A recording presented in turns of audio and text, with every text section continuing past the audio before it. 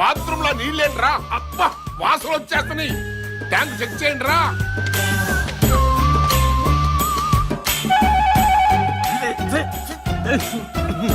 అన్నా ట్యాంక్ లో drainage water ఉందన్నా?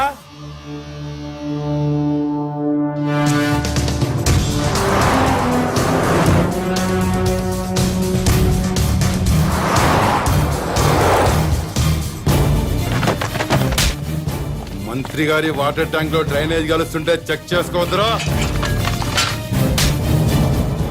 మంత్రి గారు అబ్బాయి సార్.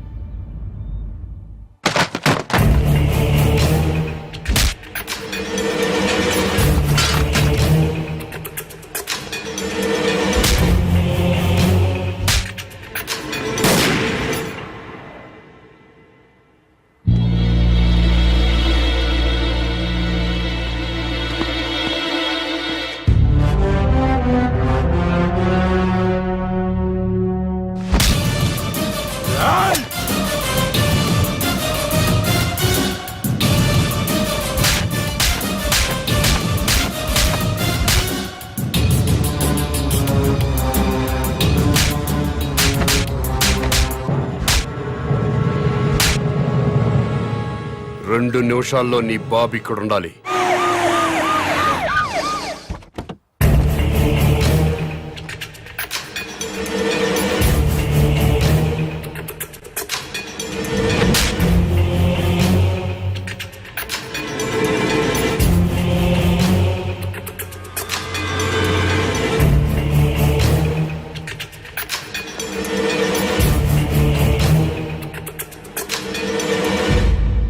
ఏం జరిగింది నాన్న? ప్రజలు తాగే మంచినీటిలో డ్రైనేజ్ వాటర్ కలిసింది. తెలిసింది. బాధపడుతున్నా, ఖండిస్తున్నా, దర్యాప్తు జరిపిస్తా, చర్యలు తీసుకుంటా. ప్రభుత్వ నిర్లక్ష్యం వల్ల పసివాడు చనిపోయాడని బాధపడుతున్నారా లేదా? ఎందుకు పన్నండి? నా సొంత బిడ్డ పోయినంత బాధగా ఉంది. నీ ఇంట్లో వాటర్ ట్యాంకులోకి డ్రైనేజ్ వాటర్ వచ్చి కలిసింది. ఆ నీళ్లు మీ ఒంటి మీద పడితేనే మీ మనుషులు ప్రభుత్వ ఉద్యోగులపై దాడి చేశారు. అవే నీళ్లు తాగి ప్రజలు చనిపోతే మీ మనుషులు ఎందుకు స్పందించలేదు? ప్రజలు బాధపడుతుంటే మీరు స్పందించలేదు, కానీ మీకు బాధ వచ్చినప్పుడు మాత్రం వెంటనే ఎందుకు స్పందించారు? తప్ప కాదా? తప్ప కాదా? తప్పే.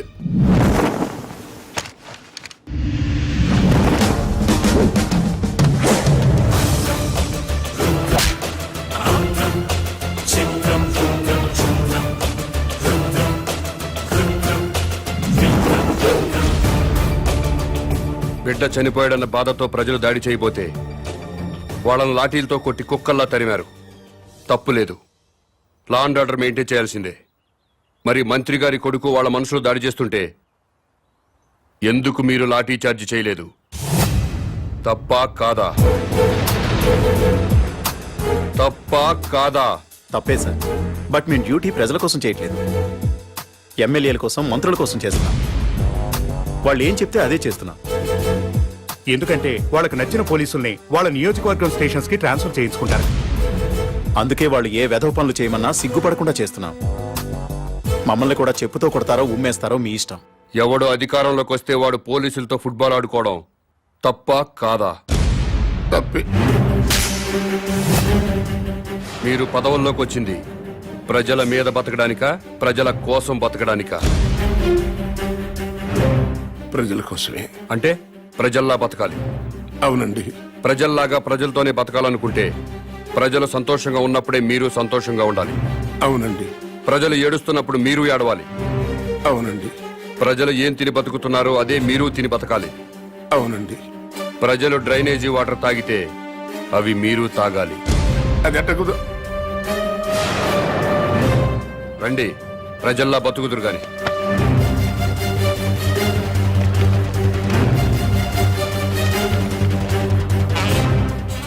మంత్రి గారికి మంచినీళ్ళు ఇవ్వండి.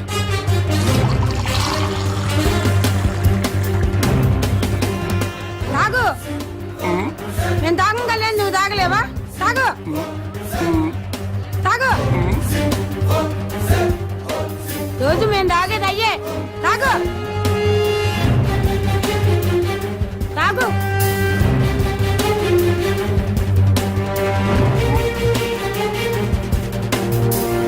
మాయ్ తాగు తాగమంటే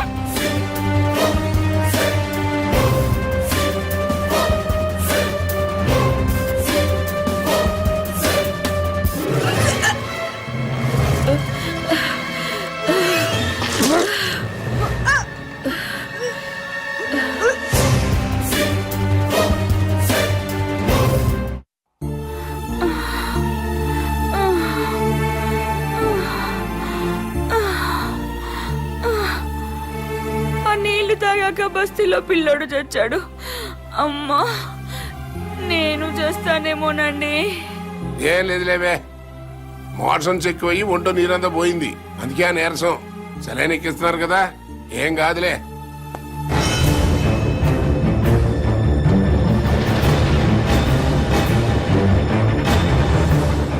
ఏంటిది ఇటు ఇళ్లలోకి తోసుకొచ్చేటివేనా? మీ ఇళ్లలోకి మేము టెస్ట్ అనుకుంటారా? ఏమనంటే ప్రెస్, మా ప్రైవేట్ జీతాలు ఉండవు. ఉండవు. ఏ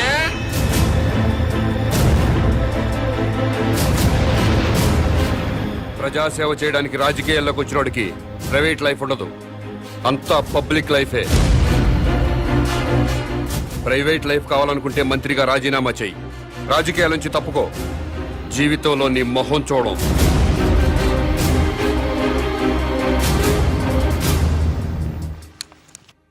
రాని రాని ఆపు ఆపు ఆపు ఆపు.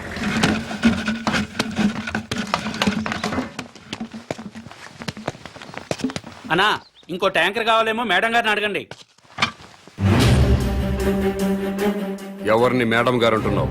మంత్రి గారి భార్యనండి. బస్తీలో మంచినీళ్లు సప్లై చేసేటప్పుడు బస్తీలో ఉన్న ఆడవాళ్లను ఇలాగే మేడం గారిని గౌరవంగా పిలుస్తావా? ఇలాగే గౌరవంగా పిలుస్తావా అని అడుగుతున్నాను. మీకే చెప్పేది, దున్నపోతలో ఉన్నారు. ఓ తోసుకురాపోతే లైన్ లో రావట్లేదా? ముందుకు వచ్చారంటే మొహం బయలుదే. అరే వెళ్ళమంటుండే. వెళ్ళు. ఏయ్, ఏం పని అదే? ట్యాంకర్ పంపించామంటే మేము మంత్రులు కాక్కర్లేదా? ప్రజల్లా బతకండి. ఆహా, అది ఎలాగో తమరే సెలవే ఉండే. బస్తీకి వెళ్ళండి, ట్యాంకర్లు వస్తాయి. అక్కడ ఉన్న ఆడవాళ్లతో పాటు మీ ఆడవాళ్ళను కూడా బిందెలతో మంచినీళ్లు పట్టుకోమని చెప్పండి.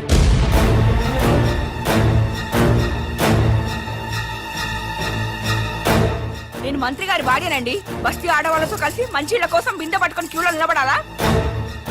లేబర్ కి మనకి తేడా లేదా డాడీ? వాళ్ళు ప్రజలమ్మా, ఆ మాట వాళ్ళని అనలేం కదా. ఎందుకు అడగకూడదు? వాళ్ళేమైనా మన ఊరికే ఓట్లు వేశారా? కోట్ల రూపాయలు కుమ్మరించాం. 75 లక్షల రూపాయల బ్రాండీలు విస్కీలు తాగి ఓట్లేశారు. ఊరికే వేశారా?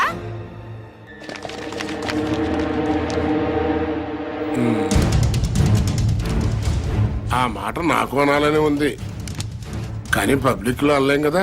అంటే ఏమవుతుంది డాడీ? పదవి పోతుంది అంతేగా? పోనివ్వండి, మేం మాత్రం బిందెలు పట్టుకుని క్యూలో నుంచోం. సరే, నాకు తప్పేదే ఉంది. మీ తరఫున బిందెలు పట్టుకుని క్యూలో నేనే నించుంటా.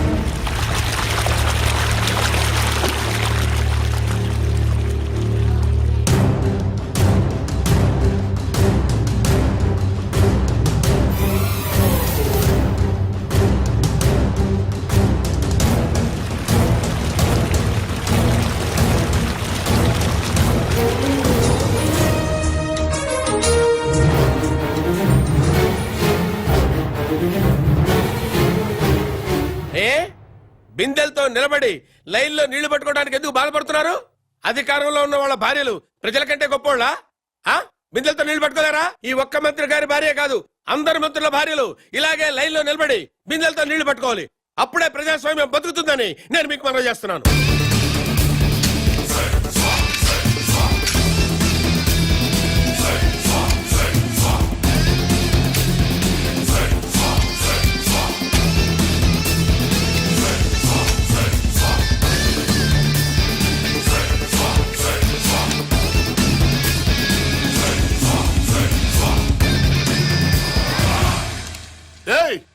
అదేంటయ్యా బాత్రూమ్లకు తాళాలేస్తున్నాయంటే? మీరు ప్రజల్లా బతకాలి కదండి. ఏంటయ్యా ప్రజలు వాళ్ళలాగా బతకాలంటే మా బాత్రూమ్లకు తాళాలేయాలా? చెంబులు తీసుకుని రోడ్డు మీదకి వెళ్ళండి. స్టేట్ లో చాలా ఊళ్ళలో మరుగుదొడ్లు లేక ఆడవాళ్లు చెంబులు పట్టుకుని రోడ్ల మీదకి, రైల్వే పట్టాల మీదకి, టాయిలెట్ కి వెళుతున్నారు. మీరు కూడా ప్రజల్లా బతుకుదాం అనుకుంటున్నారు కదా, అందుకే చెంబులు పట్టుకుని రోడ్డు మీదకి వెళ్ళాలని తాళాలు వేశాను.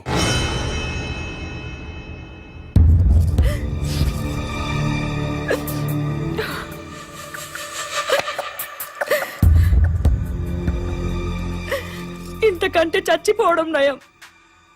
ఏంటి డాడీ ఇది? మినిస్టర్ గా మీరేం చేయలేరా?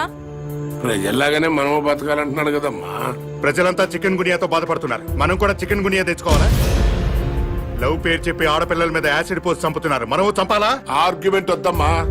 ఈ సమస్యకి ఒక్కటే పరిష్కారం. మనం జనంతో పాటు చెంబుట్టుకుని రోడ్డు మీదకి వెళ్ళకూడదు అనుకుంటే నేను ఎమ్మెల్యేకి రాజీనామా చేయాలి, మంత్రి పదవికి రాజీనామా చేయాలి. అసలు టోటల్ గా నేను రాజకీయ సన్యాసమే చేసేయాలి. అభిమానం ముఖ్యమో అధికారం ముఖ్యమో మీరే నిర్ణయించండి.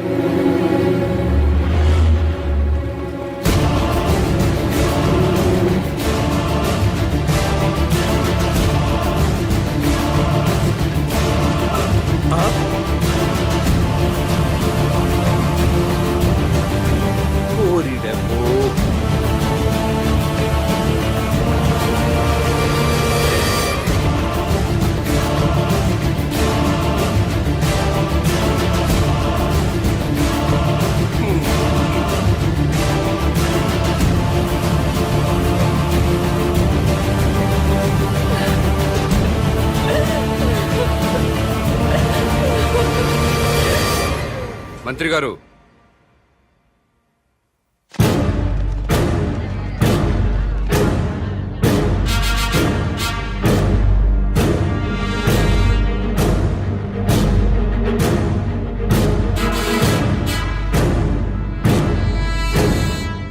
కన్నీళ్లు మంత్రుల కుటుంబాలకే కాదండి, మా ఊళ్ళు ప్రజలకు కూడా ఉంటాయి,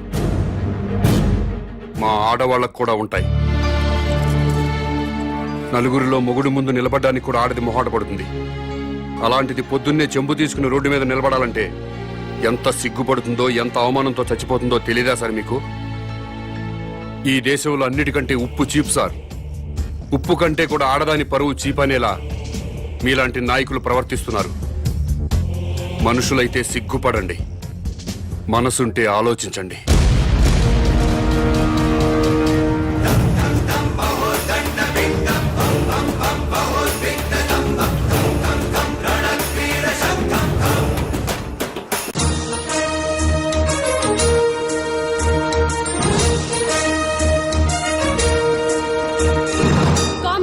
ప్రతిపక్ష నాయకుడు విరుచుకుపడ్డారు.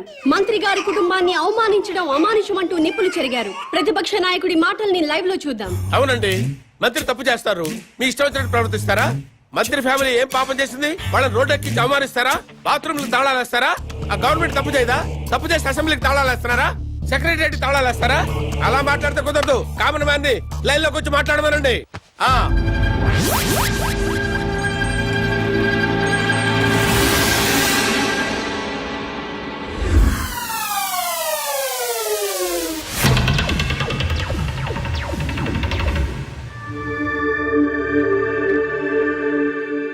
జానకిరామ్ గారు, మీరు ఇప్పుడు ఏ పార్టీలో ఉన్నారు?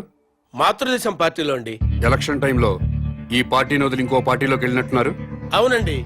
ఏ పార్టీ సార్ అది? స్టార్ పార్టీలోకి జంప్ అయ్యాను సార్. దేనికి మారారు సార్? ఆ పార్టీ అధినేతకి ప్రజాబలం ఉంది, యూత్ బలం ఉంది, కొత్త పార్టీ. పైగా నేను సీనియర్ మోస్ట్ మెంబర్ ని, మినిస్టర్ కొట్టే అవకాశం కూడా ఉంది.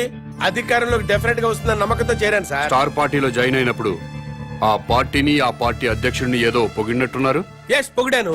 స్టార్ పార్టీలో సామాజిక న్యాయం ఉంది, అవినీతిపై పోరాటం ఉంది, ప్రజలపై ఆరాటం ఉంది. పార్టీ అధ్యక్షుడు నీతిమంతుడు. మాతృదేశం పార్టీ నుంచి బయటకు వచ్చినప్పుడు ఆ పార్టీని, ఆ పార్టీ అధ్యక్షుడిని ఏదో తిట్టినట్టున్నారు. తిట్టాను. మాతృదేశం అంతా వన్ మ్యాన్ షో సార్. అక్కడ ఆయన ఒక్కడే కింగ్ సార్. అందుకే బయటకు వచ్చాను సార్. సీనియర్లకు విలువ లేదు, జూనియర్లకు తావు లేదు, వెన్నుపోటు రాజకీయాలు. ఎలక్షన్ తర్వాత స్టార్ పార్టీ నుంచి ఎందుకు బయటకు వచ్చారు సార్? ఎలక్షన్స్ జరిగినాయి, పార్టీ పోయింది, గ్లామర్ పోయింది, ఇంకక్కడుండి మేము చేసేదే ఉంది. అందుకనే స్వగృహ ఆపరేషన్ తో మాతృదేశంలో చేరిపోయాం. స్టార్ పార్టీ నుంచి బయటకు వచ్చినప్పుడు ఆ పార్టీని ఆ పార్టీ అధ్యక్షుడిని ఏదో తిట్టినట్టున్నారు. తిట్టేశా. స్టార్ పార్టీ అధ్యక్షుడు అవినీతి పరుడు, కులం పిచ్చి, వర్గం పిచ్చి, పార్టీ టికెట్లు అమ్ముకున్నారు. నిజంగా స్టార్ పార్టీ అధ్యక్షుడికి కులపిచ్చుందా సార్? చచ్చ లేదు సార్. డబ్బులు తీసుకుని ఎమ్మెల్యే టికెట్లు అమ్ముకున్నారా సార్? లేదు లేదే. నిజంగా స్టార్ పార్టీ అధ్యక్షుడు అవినీతి పరుడా సార్? No no no. మరి ఎందుకు సార్ స్టార్ పార్టీని పార్టీ అధ్యక్షుడిని విమర్శించారు? మరి తిట్టకపోతే బయటికి ఎలా వస్తాను సార్? మళ్ళీ మాతృదేశం పార్టీలో జాయిన్ అయినప్పుడు ఆ పార్టీని ఏమని పొగిడారు సార్? మాతృదేశం పార్టీ నాకు రాజకీయ జన్మనిచ్చిన పార్టీ. ఆ పార్టీలో చేరితే మా అమ్మ కౌగిల్లో చేరినట్టుంటుంది. హ్. తిరిగి నా పుట్టింటికి వచ్చినట్టుంది. ఆ పార్టీ కోసం నా ప్రాణాలు ఇస్తా. ఆ పార్టీ కోసం రక్తం దారపోస్తా. మీరు ఇప్పటికే స్టేట్ లో ఉన్న అన్ని పార్టీలు మారారు. ఇలాంటి రాజకీయ నాయకుల్ని ప్రజలు ఏమనుకోరా సార్? ఏంటి సార్ జనం గురించి మాట్లాడతారు? వాళ్ళు ఏంటనుకున్నారు సార్? మందు పోయిస్తే ఓట్లేస్తారు సార్, డబ్బులు ఇస్తే ఓట్లేస్తారు సార్, క్యాస్ట్ ని బట్టి ఓట్లేస్తారు సార్. ఒక అభ్యర్థి గుణాన్ని బట్టి ఎవరైనా ఓట్లేస్తారా సార్? వెయ్యరు సార్ వాళ్ళు. అందుకే మేమేం చేసినా వాళ్ళు మమ్మల్ని తిట్టే హక్కు లేదు సార్. అది సార్ జరిగింది. ఏంటి సార్ జనాన్ని ఇలా అన్నారని కోపం వచ్చిందా మీకు? నిజంగా జనం మంచోళ్ళు అయితే ఒక సిన్సియర్ అభ్యర్థిని ఎందుకోరు సార్? వాళ్ళు చేసే తప్ప కదా సార్? వాళ్ళని ఎలా బాగు చేయాలని నేను ఆలోచిస్తున్నాను సార్. దాని గురించి ఆలోచిస్తున్నాను సార్ నేను. సార్ సార్ అమ్మా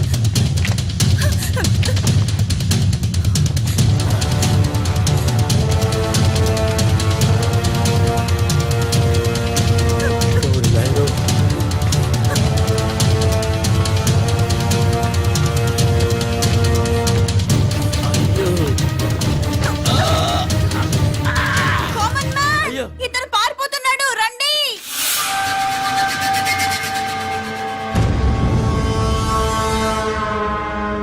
కామన్ మ్యాన్ కిడ్నాపర్ కాదా? కామన్ మ్యాన్ కిడ్నాపర్ కాదు, నా ఫ్రెండ్. ఇదంతా డ్రామా. డ్రామానా? కామన్ మ్యాన్ ప్రతిపక్ష నాయకుడిని కిడ్నాప్ చేసిన సంగతి మనకి తెలుసు. అయినా కామన్ మ్యాన్ సిటీలో దర్జాగా తిరుగుతున్నాడు. అరెస్ట్ చేయడం పక్కన పెడితే కనీసం కామన్ మ్యాన్ ని అడిగే సాహసం చేయలేకపోయింది ప్రభుత్వం.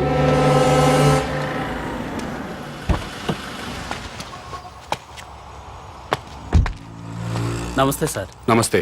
నేను గవర్నర్ గారి పిఏనండి. గవర్నర్ గారు మీతో మాట్లాడుతూ ఉన్నారు. హలో సార్, ఒక్క నిమిషం మాట్లాడండి సార్. హలో బాబు, నువ్వు చేసే పనులన్నీ అభినందించదగ్గవే. కానీ మంత్రుల్ని కొట్టడాలు, ప్రతిపక్ష నాయకుడిని కిడ్నాప్ చేయటం చట్టవ్యతిరేక చర్య. అలా కాకుండా సొసైటీ కోసం ఏం చేయదలుచుకున్నావో, ఎందుకు చేస్తున్నావో నాకు చెప్పు. నేను నీకు సహాయం చేస్తాను. మీరు నిజాయితీ పరులు సార్. తప్పకుండా మీ మాట వింటాను.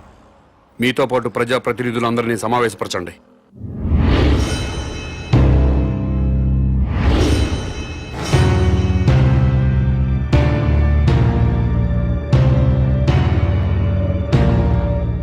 నీకేం కావాలి? నాకేం అక్కర్లేదు. మరెవరికి కావాలి? రాజకీయాల్లో సిస్టమ్ ఉండాలి. ఎలాంటి సిస్టమ్? భక్తుల కోసం తిరుపతి కొండపై ఉన్న సిస్టమ్. నువ్వు తాగుబోతువా, తిరుగుబోతువా, రౌడీవా, గోండావా అన్నది మాకు అనవసరం. తిరుపతి కొండపైకి ఎక్కాలంటే మాత్రం భక్తుడిగా మారాలి. కొండపై ఉన్నంతసేపు తాక్కూడదు, తిరగకూడదు. ఎలాంటి తప్పుడు పనులు చేయకుండా భక్తితో ఉంటూ భక్తుడిలాగా కొండ దిగిపోవాలి. కొండ దిగాక మీ ఇష్టం. ఆ సిస్టమ్ ప్రజలంతా ఫాలో అవుతున్నారు కాబట్టే తిరుమల కొండని 100 సంవత్సరాల నుంచి పవిత్రంగా ఉంచుతున్నారు. అలాంటి సిస్టమ్ రాజకీయాల్లో లేదు. రౌడీలు, గూండాలు, భూకబ్జాదారులు, ఫ్యాక్షనిస్టులు, అవినీతి పరులు రాజకీయాల్లోకి వచ్చేస్తున్నారు. రాజకీయాల్లోకి వచ్చాక కూడా గూండాల్లా ప్రవర్తిస్తున్నారు. ఫ్యాక్షనిజం వదలలేదు, భూకబ్జాలు మానలేదు, అవినీతి పనులు చేస్తూనే ఉన్నారు. దాని మూలంగా సొసైటీ మొత్తం నాశనం అయిపోయింది. డబ్బులు పెట్టుబడి పెట్టాల్సింది వ్యాపారంలో కానీ రాజకీయాల్లో కాదండి. ప్రజాసేవ చేయడానికి డబ్బులు ఖర్చు పెట్టుకుని ఓట్లు కొనాలండి? ప్రజలతో బ్రాందీలు, విస్కీలు తాగించాలండి? ఎలక్షన్లో డబ్బు సారా ఖర్చు పెట్టకుండా నిజాయితీగా కేవలం ప్రజల ప్రేమతో గెలిచి ఎమ్మెల్యే అయిన వాళ్ళ పేర్లు ముచ్చటగా 3 పేర్లు చెప్పగలరా?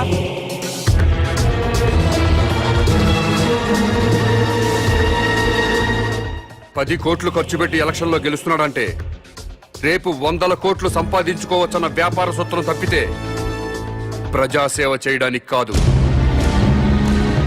అందుకే రాజకీయాల్లో సిస్టమ్ ఉండాలి. ఎలాంటి సిస్టమ్ ఉంటే రాజకీయాలు బాగుపడతాయో నువ్వే చెప్పు. ఎలక్షన్లో ఎమ్మెల్యేగాను ఎంపీగాను నిలబడ్డవాడు ఎలక్షన్ కమిషన్ ఆధ్వర్యంలో రాష్ట్ర రాజధానిలోనే ఉండాలి. నామినేషన్లు వేశాక ఓట్లు అడగడానికి ప్రజల మధ్యకి వెళ్ళడానికి వీల్లేదు. ఇంటింటికి తిరగడానికి వీల్లేదు. పాదయాత్రలు ఊరేగింపులు ఉండడానికి వీల్లేదు. మీటింగులు స్పీచులు ఇవ్వడానికి వీల్లేదు. పార్టీ జెండాలు పట్టుకుని ఏ పార్టీ కార్యకర్త ప్రచారం చేయడానికి వీల్లేదు. ఎలక్షన్లో నిలబడ్డ పార్టీల గురించి, పార్టీ అభ్యర్థుల గురించి టీవీల ద్వారా, పత్రికల ద్వారా ప్రజలకు ఎలక్షన్ కమిషనే తెలియజేయాలి. అది చూసి జనం వాళ్ళకి నచ్చిన వాళ్ళకే ఓట్లేసుకుంటారు. నచ్చది నీ అరకదంటే మేమన్నా చోలో పెట్టుకున్నాం కదా, జనం నాకు తెలియదా? మేము ప్రజల్లోకి వెళ్ళకపోతే మా పార్టీ సిద్ధాంతాలు ఓటర్లకు ఎలా తెలుస్తాయా? పాదయాత్రలు చేసుకుంటూ ఇల్లు తిరిగి ప్రచారాలు చేసుకోకపోతే మా పథకాలు, మా వాగ్దానాలు ప్రజల్లోకి ఎలా చొచ్చుకుపోతాయని. ఊరేగింపులు లేకుండా, మీటింగ్లు లేకుండా, కార్యకర్తలు జెండాలు పట్టుకోకుండా ఎలక్షన్ ఎలా చేస్తామండి? అసలు మేమే ఎమ్మెల్యే అభ్యర్థులమని జనానికి ఎలా తెలుస్తుంది? మీరు ఇల్లు తిరిగి ప్రచారం చేయకపోతే మీ పార్టీ సిద్ధాంతాలు ప్రజలకు తెలియవా? తెలీదు. ప్రభుత్వ ఆరోగ్యశ్రీ పథకం పెట్టింది. వైఎస్ఆర్ గారు ఇల్లు తిరిగి ప్రచారం చేశారు. ఆరోగ్యశ్రీ పథకం పెట్టామని టీవీల్లోనూ పత్రికల్లోనేగా ప్రకటించింది. ప్రజలందరికీ తెలియలేదా? ఆసుపత్రికి వచ్చి వైద్యం చేయించుకోవడం లేదా? ఎన్టీ రామారావు గారు 2 రూపాయలకే కిలో బియ్యం పథకం ప్రవేశపెట్టారు. 2 రూపాయలకే కిలో బియ్యం ఇస్తున్నామని ఇల్లు తిరిగి ప్రచారం చేశారా? పత్రికల్లోనేగా ప్రకటించారు. రాష్ట్రం మొత్తం తెలియలేదా? ప్రభుత్వ పథకాలన్నీ టీవీలు, పత్రికల ద్వారా ప్రజలకు తెలియంగా లేంది మీరే ఎలక్షన్లో నిలబడ్డ అభ్యర్థులని ప్రజలకి తెలియదా? ఆ సంగతి మీకు తెలియదా? తెలుసు. అయినా మీరు ఎలక్షన్లో జనం మీద పడతారు. ఎందుకంటే ఓట్ల కోసం డబ్బులు పంచాలి. జనానికి కులం పిచ్చి, మతం పిచ్చి ఎక్కించాలి. మీకు ఓట్లేరు అన్న వాళ్ళపై పోలీసు కేసు పెట్టి వేధించాలి. హత్య రాజకీయాలు చేయాలి. ప్రాణాలు తీయకుండా ప్రజాస్వామ్యాన్ని ఎన్నాళ్ళు హత్య చేస్తారు? ఆ హత్యల్లో ఎన్నాళ్ళు ప్రజల్ని భాగస్వాములను చేస్తారు? నోటి మాటతో వేయాల్సిన ఓటుకి 1000 కోట్లు ఎందుకు ఖర్చు పెడుతున్నారు? గెలిచాక మళ్ళీ 1000 కోట్లు ఎందుకు సంపాదిస్తున్నారు? ఈ మోసం జరగకుండా ఉండాలంటే నేను చెప్పిన సిస్టం పెట్టి తీరాల్సిందే. భారతదేశం బాగుపడాల్సిందే. లేదా ప్రతిపక్ష లీడర్ కిడ్నాప్ అయినట్టు ముఖ్యమంత్రి కిడ్నాప్ అవుతాడు.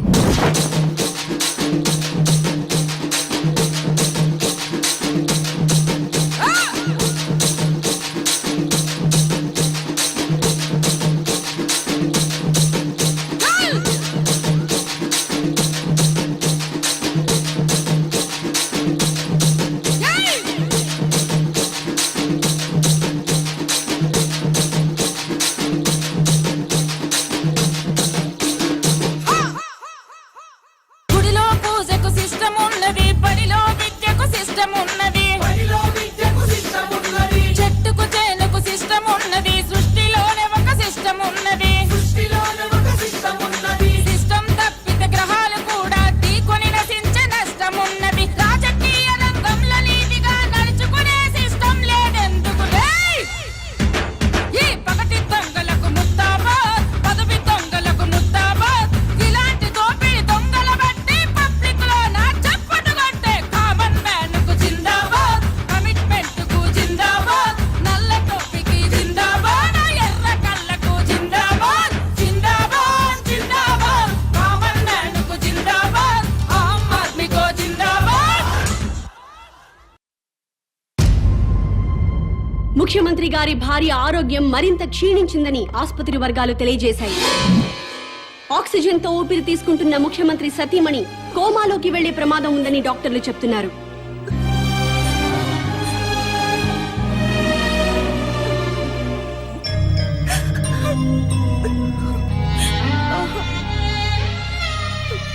ఆశయం గొప్పదే, అమ్మ గొప్పదే. మాట్లాడు. ఎవరో? Hello daddy. అమ్మా విజయ, మమ్మీని చూడాలనుంది డాడీ. నన్నెవరూ కిడ్నాప్ చేయలేదు డాడీ. కామన్ మ్యాన్ నా ఫ్రెండే. కామన్ మ్యాన్ అసలు పేరు మహేష్ డాడీ. తన కాలేజ్ లెక్చరర్. అతని భార్య నా ఫ్రెండ్ డాడీ. మహేష్ కుటుంబానికి మీ రాజకీయ నాయకులే వాళ్ళ స్వార్థం కోసం అన్యాయం చేశారు డాడీ. ముఖ్యమంత్రి వెంకటేశ్వరరావు గారు గుర్తుకే గుర్తుకే వెంకటేశ్వరరావు గారికి వెంకటేశ్వరరావు గారికి వెంకటేశ్వరరావు గారికి గుర్తుకే గుర్తుకే వెంకటేశ్వరరావు గారికి వెంకటేశ్వరరావు గారు వెంకటేశ్వరరావు గారు వెంకటేశ్వరరావు గారికి వెంకటేశ్వరరావు గారికి కోటేశ్వరరావు గారు కోటేశ్వరరావు గారు కోటేశ్వరరావు గారికి కోటేశ్వరరావు గారికి కోటేశ్వరరావు గారు.